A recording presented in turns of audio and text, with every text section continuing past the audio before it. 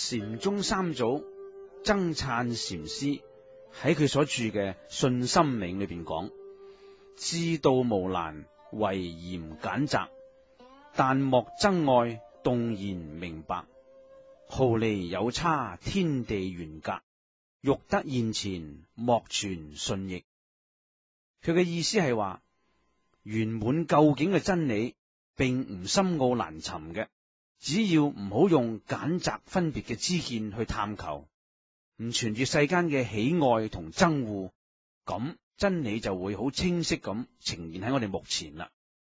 如果我哋時常生起妄想分別心，佛性就會同自己相隔，有如天地咁遠。欲得現前，莫存順逆。如果想真理顯現於目前呢，就唔應該喺心理上有順或者逆嘅概念嘅。凡人對於順意嘅事物，往往生起執取心；對於違逆嘅事物，生起厭惡心。執取同厭惡兩種煩惱，係會令人蒙蔽真理嘅。其實世間係冇絕對嘅順逆事物嘅，只係自己嘅分別心作祟嘅啫。當櫻花喺春天盛放嘅時候，如果吹嚟一陣驟雨，將燦爛嘅花朵沾濕飄散滿地，呢一陣驟雨對櫻花嚟講係屬於逆。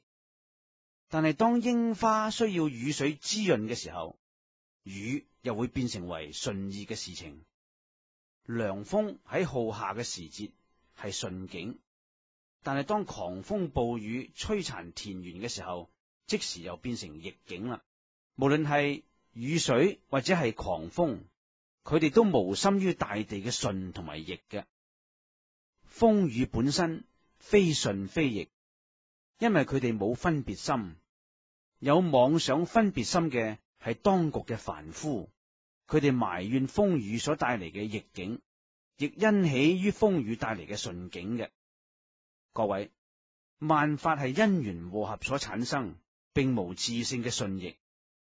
僧璨禪師話莫存順逆，係勸世人唔好執着於緣生緣滅嘅事上，要釋除心中嘅妄想分別。